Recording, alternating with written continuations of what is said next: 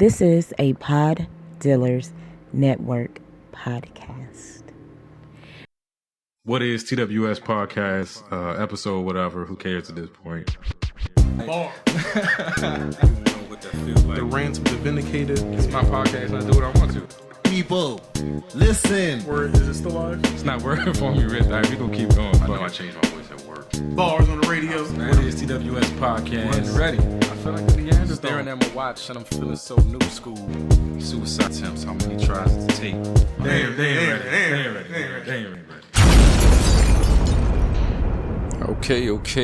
Welcome to another episode of the What is TWS podcast. As always, I'm your boy J. Flan, representing the White Pants Society, and I must thank you first and foremost for taking whatever time out of your day to come, chill with me, listen to me ramble on about whatever. I really do appreciate it. I notice it. The numbers are doing a lot better than I was doing last year, which was a lot better than I was doing the year before that. So, you could be anywhere else in the world, but you're here with me, and I do greatly appreciate it and acknowledge it. Let's see, man. First, I have to say, rest in peace to Dwayne Haskins. That was, really unfortunate. I was at my daughter's soccer game, and just, saw it come through. I think the homie Chad hit me first and was just like, man, that's a shame what happened to Dwayne Haskins. And it's crazy when people hit you with like text messages like that, as if like whatever they just found out is just common knowledge to everybody. So I got to go find out what happened to Dwayne Haskins to be able to respond to his text message. But when I looked it up, of course, struck by a car in Florida while training with some teammates. 24 years old, man. So it's tragic. It really is tragic. And, however it is you felt about him as a player, I know Adam Schefter got in some hot water for like mentioning his NFL struggles in the same tweet where he was pretty much, announcing that he was no longer alive. It's like, none of that matters. A 24-year-old was lost. Not that, it does, not that it's any less important when somebody older than that passes, but, just the potential in terms of, what he had left or what his impact could have been erased. And that's, that's tragic. So, yeah, had to mention that first. Congrats. I don't even want to, please don't take this as any sort of disrespect. I'm just not good at pronouncing names. Is it Katanji? Is that it? Like, I ain't been watching the news, so I ain't been hearing people say it. But, we got our first black woman justice on the Supreme Court. So that's a big deal. I don't know how I know people have their feelings about it. I'll talk about that a little bit more later as it relates to other stories.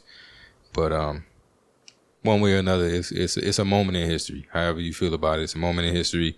Remember where you were when it happened. You tell your grandkids about it, whether you telling them about it as the worst thing that ever happened to America or one of the best. I don't, that's up to you. But it is absolutely a moment in history and something a lot of people are proud of. Including myself. So shout out to that. Man, what else we got going on? Man, the Midnight Miracle podcast, which is just one of the dopest, to me, it's taking podcasts into another place. Like I haven't heard another show remotely like it. And just the combination of personalities and the things that they have to say and the way they get it off, with humor and art, it's beautiful. If you don't know, that's the show with Dave Chappelle, Talib Kweli, and Mos Def, and then they always have, other guests there. Questlove is there a lot. Some of Talib's artists, Nico is, other comedians. Bill Burr has been on there. Michelle Wolf, Kevin Hart. But yeah, they had a season. And it's the only podcast that I have paid for a platform to be able to listen to. I have paid for a subscription to Luminary so I can hear this show. It's that dope. And it's like they went through their first season just seemed to fly by and then it was over. And I just man, is it over? Did I pay for this subscription for just this limited amount of content and I'm never going to use it again?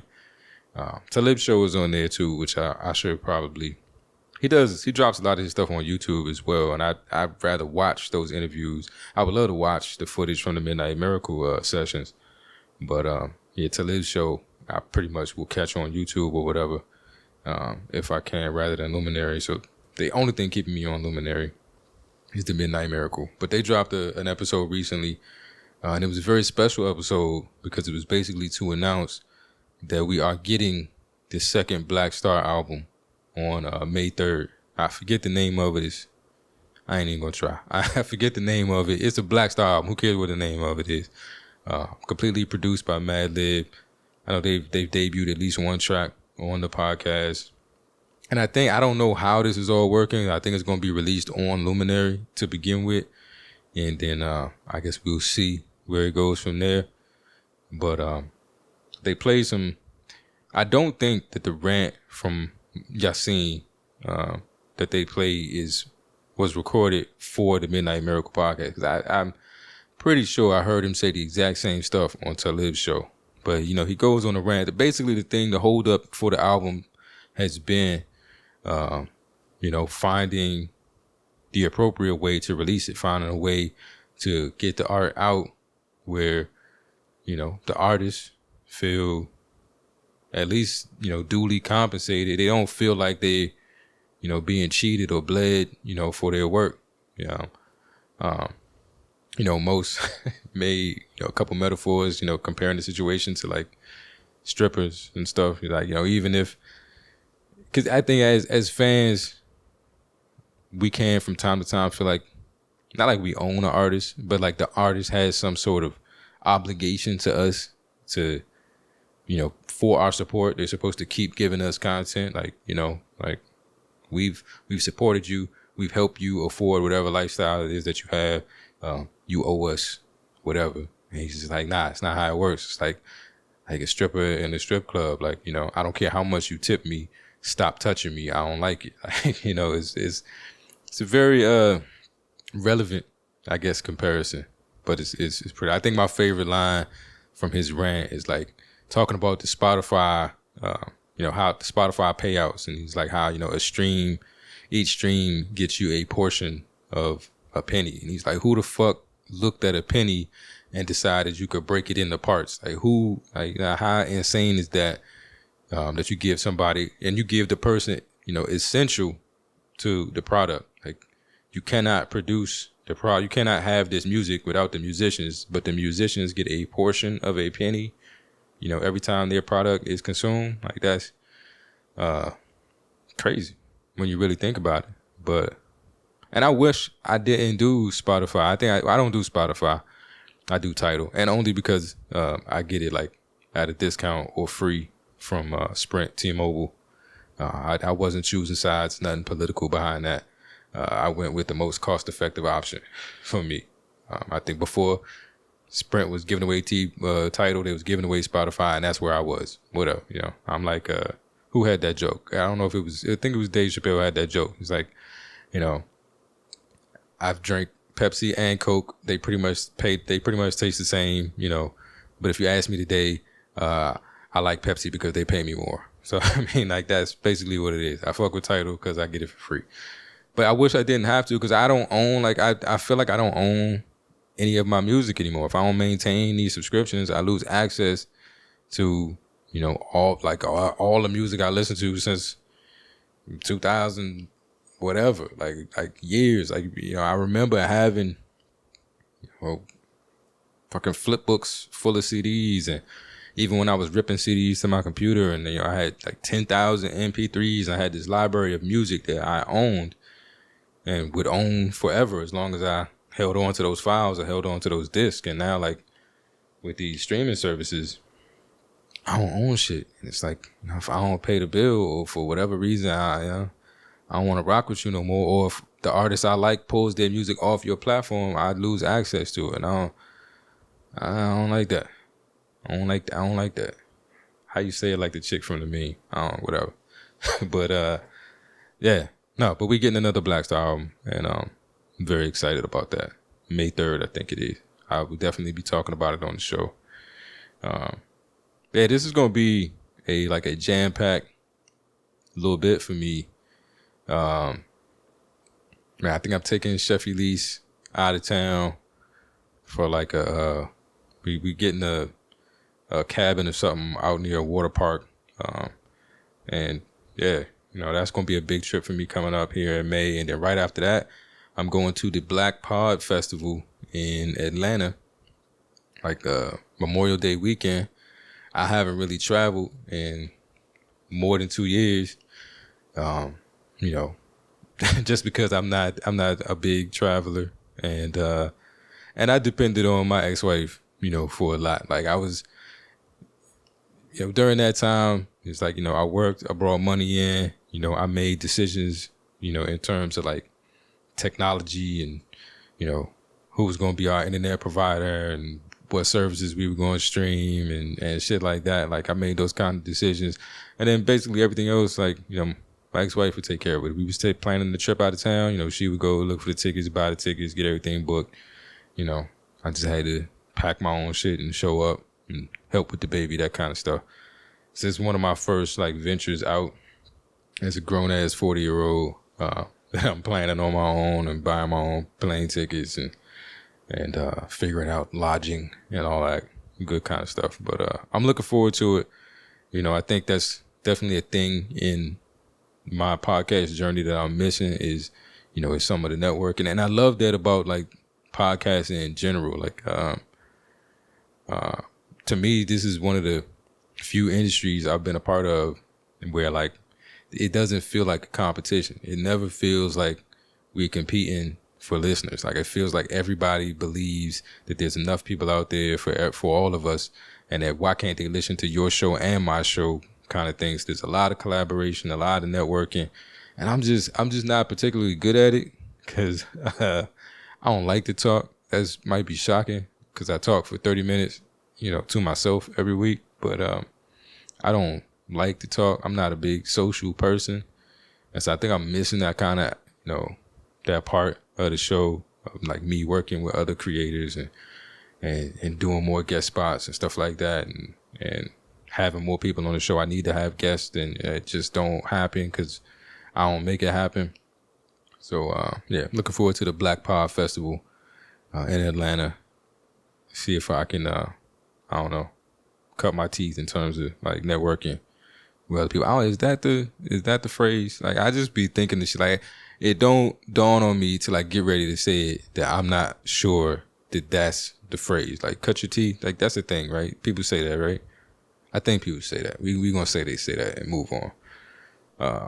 Yeah, and then right after that, I think the lingerie football. They only playing one game in Austin this year, and it's not the lingerie football league anymore. It's the Extreme Football League or something. But the Austin Sound, is it the Austin? Yeah, it's the Austin Sound. It used to be the Austin Acoustic, but the Austin Sound. They only have one home game this year, so I'm trying to make that home game, and how to be like right after I get back from the Pod Festival, because I'm leaving Atlanta and I'm going to DC for a while to just be home. I haven't touched home in several years. There are people that haven't seen me, like they hadn't seen me for quite some time before the suicide attempt, and they definitely haven't seen me after. So like I may be like a ghost, like a disembodied voice at this point, like a person they believe exists but they can't be sure because they ain't seen them in the flesh. So yeah, I'm gonna go home, and hopefully while I'm there speaking to network, and not hopefully, we got this all planned out. It's gonna happen. But I should be sitting there with my homies that have started podcasting, the Uncomfortable Truth podcast. If you haven't had a chance to check it out, please go look those guys up. My homie Velvet Jones and Quaddy. I'm gonna go sit down with them, and I'm really looking forward to that because I don't know. I live in Austin. I love Texas. No, all right. I love Austin. From what I've heard, Austin is not representative of the rest of Texas, so I can't make that broad statement that I love Texas. But I love Austin. But Austin is Austin. Long story short, I haven't had like a real nigga conversation in a long time. Like I just haven't had like and I love my friends, I love my homies. And no diss to anybody in Austin that feels like they a real nigga. Like, my bad. Like, get at me. Like, let's have a conversation. I'd enjoy it. And no diss to Zaya either. We just don't talk that much, you know. You're a young boy doing young boy things. You're busy. Like, you know, you don't have time to complain about the kids on the lawn like I want to. But anyway, I haven't had like a real nigga conversation in a long time. So I feel like, you know, I get home, I get to hook up with those dudes, and I can just really like talk some shit, have a real black man conversation, which I have not had in a long time. So I'm looking forward to that. Y'all look forward to that. That's coming. So I'm gonna sit in on their show, have them on mine. It's gonna be super dope. And yeah, man, I don't know what else. Like I can't think that far. I think Kevin Hart's coming to town in August, and the homie Chad hit me up to go do that. $300 for the tickets, man. Like, if it wasn't for the fact that it's Chad, and that's my boy, and like we seem to have made a thing out of going to see comedians. We've seen Donnell Rawlins, we've seen Joe Rogan, that's some lesser known people. I think I'm gonna hit up Deion Cole in a couple weeks here. He's gonna be in Austin. Chris Redd is coming, who I kind of want to see. I'm trying to decide between Donnell Rawlins again, Chris Redd, Brian Simpson is going to be here. I think Earthquake is coming. There's a bunch of shows, like, and I'm running out of money. So no diss to the comedians that I don't see. I just, nigga, like, I did what I could. Like, I did what I could, went as hard as I could. But yeah, so I got some busy shit coming up, and y'all will hear all about it. I guarantee it. I promise you. So real quick, I guess at this point we should get into the show. What I'm drinking, I will do the tea update because I am keeping the tea streak going. I think this week is another one from August Uncommon Teas. This is called Know My Heart or Know by Heart, something like that. Something about knowing and the heart. It's one of these, just search heart if you go to the website and you want to find it out. It's a white tea with orange blossom and honey. Has like a dreamsicle almost flavor to it. They even have like a recipe on the website where you make like a float with ice cream and the tea, and it's supposed to have that real like dreamsicle vibe with it. I think the next time I do a tea party, I'm gonna do like tea cocktails with no alcohol. So just like tea floats and some other shit. They got mad recipes on the August Uncommon site, and I'm gonna check them out. I'm doing this one iced tonight, so hold up. Yeah, it's good stuff. And my throat was dry. Pause. But yeah. All right. So moving directly from that into the Chef Elise update. Out of Pepe. Yeah, man. You know, something happened this week that I wasn't prepared for. Like I really I wasn't ready for. It's a natural part of life. I knew it was coming. I was hoping, I had several more years before I would have to deal with it. And the scary part about it is that, it's one of those things that once it starts, it ramps up. Like it's only going to get worse from here. So however I feel about this one moment, like this is just the fucking tip of the iceberg. But I wasn't ready for it. It shocked the hell out of me. But we're gonna deal with it. We're gonna keep moving. But basically, we had a first. Chef Elise called me, and she asked for money. I know it was gonna come that day when your kids is just asking you for money, and your daughter asking you for money for all kinds of stuff. I just didn't know it was gonna be this week. And so yeah, she hit me up this week and asked me for money, and she did it in the way that women do it, in that long roundabout. I guess let me not do that. That's sexist. Everybody who don't really want to ask you for money in a long roundabout kind of way. And they say shit like she would say like, Dad, you remember that book fair that we had? Like don't put it on me to remember shit. Like just ask me for what you're asking me for. Like don't have me fill in the blanks with my memory because you don't want to say it. Just say the thing. She's like, Dad, you remember that book fair that we had at Murkison? Like, okay, whatever. Yeah, I remember it. What about it? He's like, yeah, well, I bought a lot of books, and I was just wondering if you could put some money in my e-wallet so that I could get some more books. I don't have any money left. And mom already put money in there. So can you put some money in my e-wallet? And I was like, bet dad can do that. For books, dad can do that. But yeah, I just wasn't ready for her calling me, asking me for money. And again, this is more of this like new age parents and stuff. They have these book fairs, and I saw that they were having a book fair. When she comes here on Fridays, I'll go through her book bag, and there'll be little notes and stuff left by the teacher. And the teacher had mentioned that there was going to be another book fair. And I thought I read in the notice somewhere that like parents could come to this book fair. Like, the pandemic is winding down.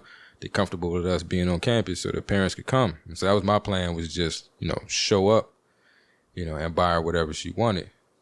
And then the alternative to that, which we had to do the last time, was you set up an e-wallet on their website, and you can put money in it, and then they can spend the money however they see fit themselves at the book fair, which I also think is dope because, it gives them the experience of understanding money and, and I think my daughter is definitely one of those. I'm trying to get the most books I can for the money. Like, I'm not trying to get one big book and then be broke. I think, and I saw her, I put $30 in there. When I saw her, she had like 6 books. So she's learning. She's got, it's a natural talent. She got that from dad, that stretch a dollar thing. Yeah, I'm going to take credit for that. But yeah, that was shocking for me to just, like, at 6 years old, be getting a call like, hey, Dad, can you put some money on my books? Like, it just, it was a weird moment for me. Other than that, she had another soccer game this week. And I really thought like we was coming to the end of the whole soccer thing. She's not good at all. No diss to her. This is not the sport she seems to excel at. And there's some girls on her team that are very, very good for their age. And when you see her out there playing, it doesn't look like she's enjoying herself. But every conversation I've had with her off the field has been, I love soccer. I started trying to talk to her about gymnastics or playing an instrument or dance classes. And she's like, I did that. She's like, I think I'm going to stick with soccer because soccer is like my main thing right now. I'm like, all right, that's your main thing. Bet. You just like, what do we have to do to get you more involved? I shouldn't care. As long as she's out there having fun, even if she sucks and she's staring at butterflies and trailing the play, and we got to remind her which goal they, going toward every 5 minutes, I shouldn't care. She's having fun. She's telling dad she's having fun. It's all good. I should be happy about that. I'm working on it. I swear. I promise. But that's the Chef Elise update. That's all I got. Out of Peppy. All right. So, why I titled this episode, I Am Not From Baltimore. So, I tell people, and this is where I'm going to get in all kinds of trouble. I tell people I'm from D.C., Washington, D.C. And in my heart, I am from Washington, D.C. Now, I don't know how you establish the criteria on who can claim being from where, but I was literally born in Washington, D.C. The hospital that I was delivered in is located in the District of Columbia.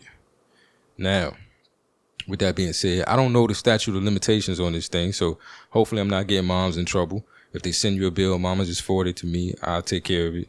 I'm saying that like I got it. I don't, but I still figure it out.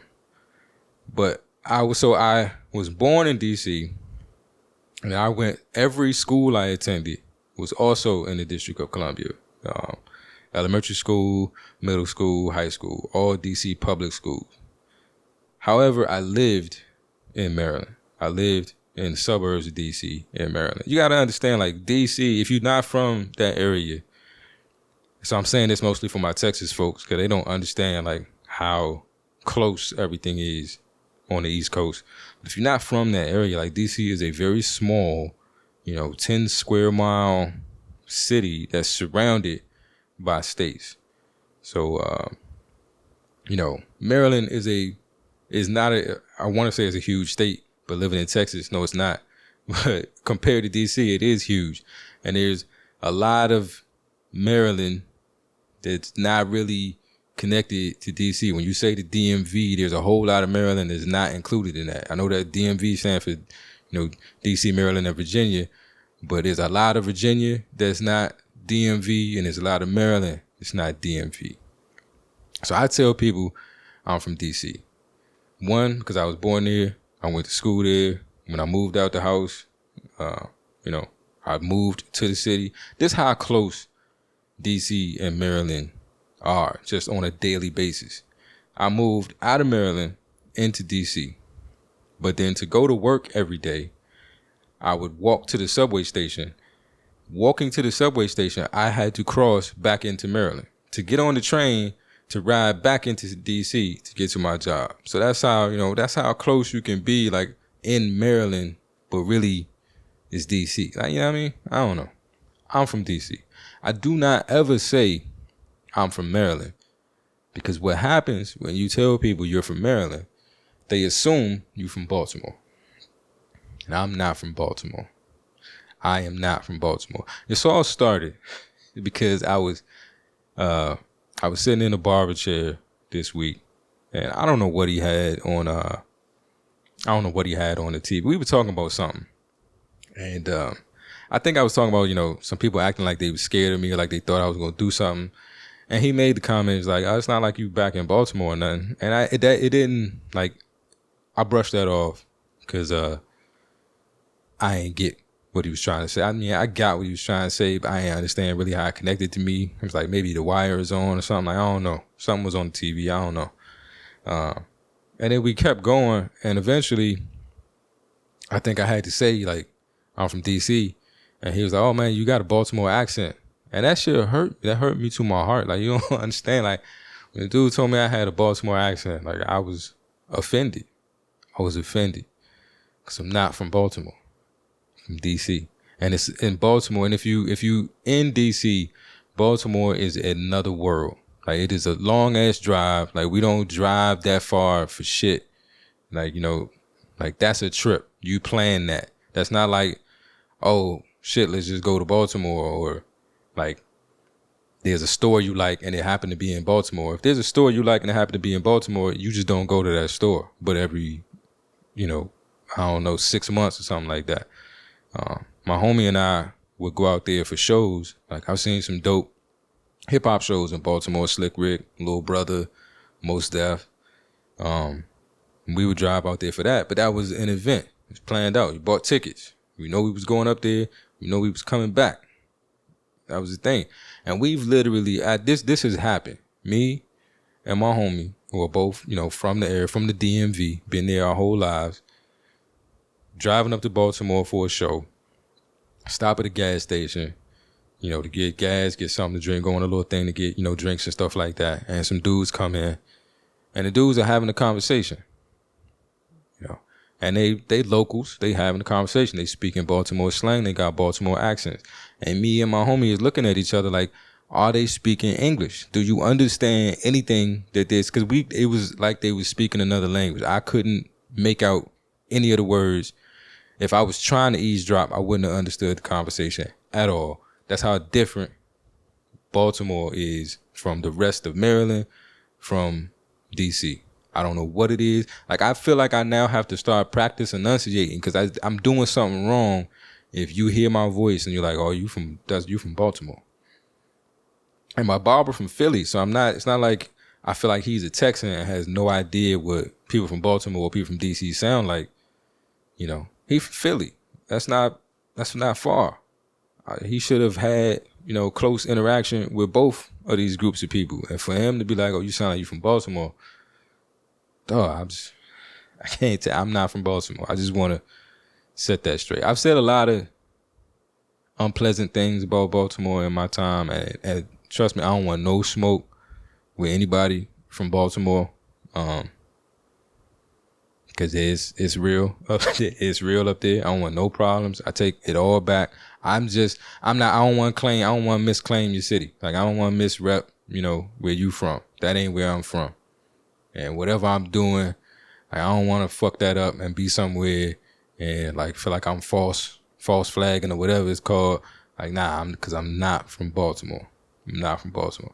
Man, I watched The Wire just like the rest of the world watched The Wire. I wasn't watching The Wire like Yeah, that's the shit that happens right outside. Like I was watching The Wire, like shit, it's really like that in Baltimore. Like you know what I'm saying? I watched it just like y'all watched it, and yes, it is really like that in Baltimore. But I didn't know that when I was watching the show, because that was a whole nother fucking world to me. And I just wanted to set that straight. Somebody told me I sounded like I was from Baltimore this week, and it hurt my fucking feelings. All right.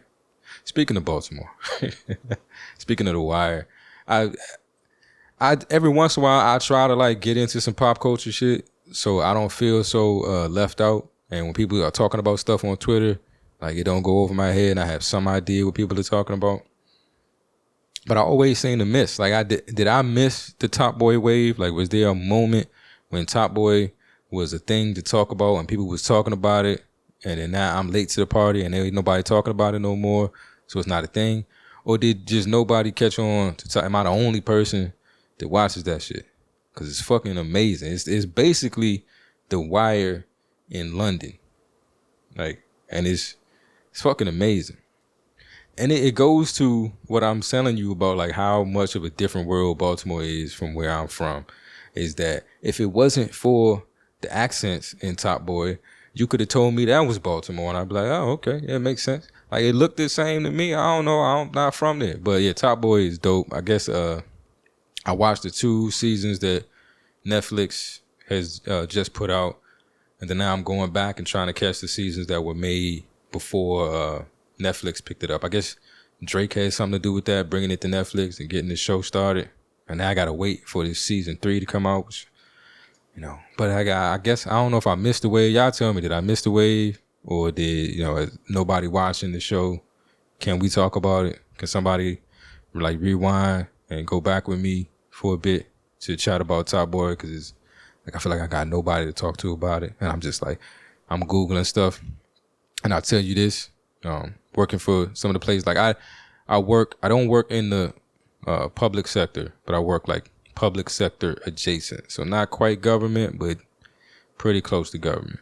And Googling Top Boy on a government machine feels wrong. It feels awkward. It feels like somebody's going to flag that. Like I don't, I don't think I should be Googling Top. Every time I do it, I feel uncomfortable. Even on my home computer, I want to do like the incognito window, because just the Top Boy, them 2 words together, it don't seem like something I should be Googling. So I'd rather be able to have a conversation with somebody than to be searching this stuff on the web, because I don't feel comfortable right now. I don't feel like I'm in a good place. Yeah. Yeah, but the show is dope. And then like I'm learning that a lot of the main actors are like British rappers, which is, it's just cool to me to like become a fan of somebody for one thing, for their acting. I think if you had told me they were trained actors, I would have believed you. But then to find out that these guys in this show that I have become fans of for their acting ability are also like crazy talented rappers. It's been an overall dope experience for me. If you get a chance, if you haven't checked out Top Boy, if I haven't missed the wave, you just never came, check it out. If you want somebody to talk to about it, I'm available at all times. So that's really all I got. I guess back on the Ketanji Jackson Brown or Brown, I don't know. I'm sorry. I apologize. I just don't know. I said, I was going to bring that back up because, my barber and I, like he works in one of these like barber megaplexes or whatever. It's like a huge office space, and you walk in there, there's a receptionist that nobody talks to.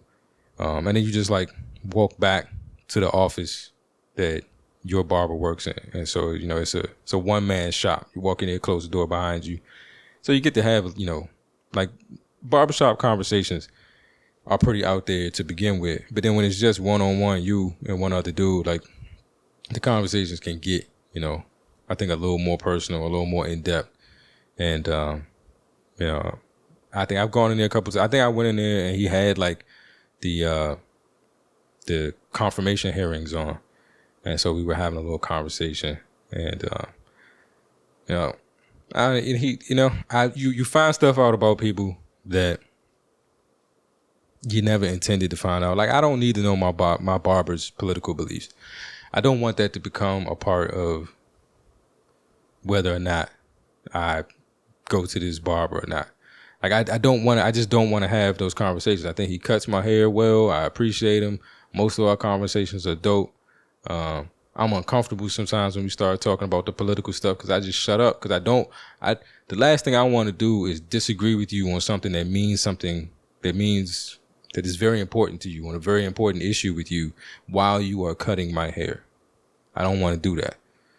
So I either got to just bite my tongue and let you go with whatever it is you say. And some of the stuff he said, like, you know, it just reminds me that, like, headlines are crazy these days. People don't read the stories behind the headlines. They don't, they don't research. And he'll say stuff in the barbershop that, like, I'm unaware of because I'm not looking for a reason to not like a certain person. I'm not looking for any information on the person. I don't care as much as you do.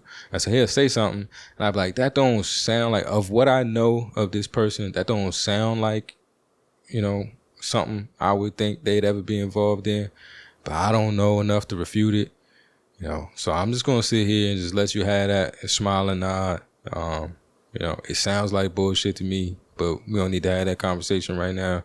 And then I get home. So, like, as soon as I get out of the shop, I'm standing in front of his shop, and I'm I'm Googling it. And 9 times out of 10, when I Google it, it's just one of them things where there's more to the story than the headline. There's more to the story than so-and-so said this. So-and-so said these words. Like, that might not have been the whole sentence, but you heard them say these words, so you feel this kind of way about them. And then, whatever. So I think there are people who feel a certain way about her, who feel a certain way about a lot of things because of a headline. And they only read the article that agrees with what they came into the situation already thinking. They just wanted something to back up what they already felt was true. I encourage you to go read the article from the opposing point of view as well. That's what I try to do. Like, if I read something and it agrees with me too much, it's like, all right, maybe all of this isn't true. Let me go read the other side to see, how much of this I can be like, oh yeah, I was right as fuck, or I was a little bit right. I wasn't completely right. There's also this shit. Like, balance it out. That was very vague on purpose because there are a lot of things I want to say. I had made some hype, like, on Twitter. Not some hype because ain't nobody reading it, but I had built myself up on Twitter this week. Like, I'm holding back, and I don't want to hold back no more. Like, I ain't gonna be this nice, ain't gonna be kumbaya and be the light and all that other good shit this week. I'm gonna say how I really feel. And then, like, right before I went to record this, I saw another show that I follow that didn't have a Twitter account, opened the Twitter account, and they followed me. And I have some opposing views with them. And I have to think all the time, to me, this is for me. I'm not telling you how to live. Whether or not what I want to say needs to be said, because I don't have to agree with you on things to love and respect you. And if I love and respect you, I don't want to hurt you unnecessarily. And so, some of my views and some of my feelings about things may, hurt some feelings, especially being heard in that context. I think if we were having the conversation one-on-one individually, we know each other well enough, and you I respect and love you well enough to know that whatever I'm saying is not coming from a position of hate or disrespect or any of that. It's just it's a personal opinion, and one I'm open to hearing your opposing viewpoint from. I don't really get the opportunity on this show because there ain't nobody here but me. I'd love to have some guests, but yeah, so I have to think to myself all the time, like, whether or not what I think about a certain thing needs to be said. Am I only saying it, to get some oohs and ahs or likes and views, hot takes, whatever it is? Am I just saying it to get it off my chest, but I'm doing that at somebody else's expense? I may be hurting somebody that I love and care about.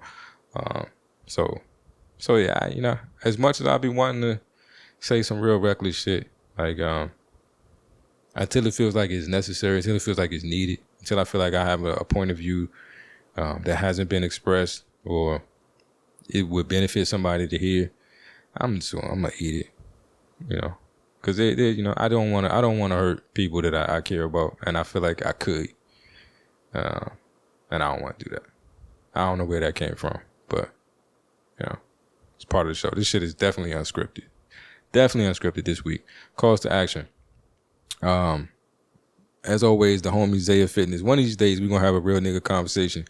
Zaya, we just, you know, you getting older, and so am I, but whatever. We're going to get there. But regardless of that, if you're trying to get your fitness and then your fitness and your nutrition goals together, that's a real, like, nah, I mean, I don't think he likes that word. That's the dude to talk to. Holla at my man Zaya Fitness. He can get you where you need to be in terms of your nutrition and fitness goals. You can find him on livealphafitness.com. That's LIV alphafitness.com. Hit him up. Good dude. Can definitely get you where you want to go.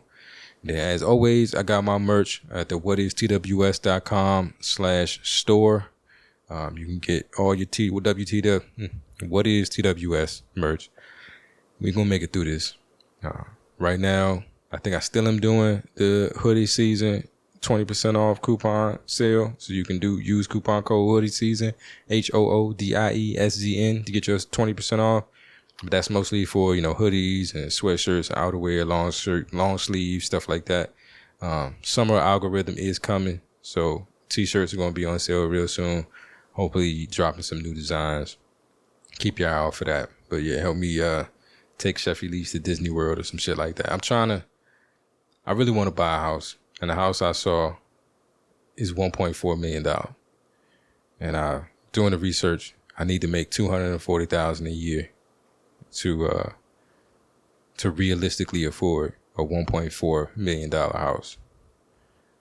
So we're not going to talk about the gap between where I am now and where I need to get. But your purchase could go a long way. Long way. Long way. I'm just saying. And with that said, thank you for listening. If you made it this far, you dope as fuck, and I appreciate you. And until we speak again, be safe, be the light, be easy, and know this, if you know nothing else, I'm not from Baltimore. Know this, if you know nothing else, I love you. Holla.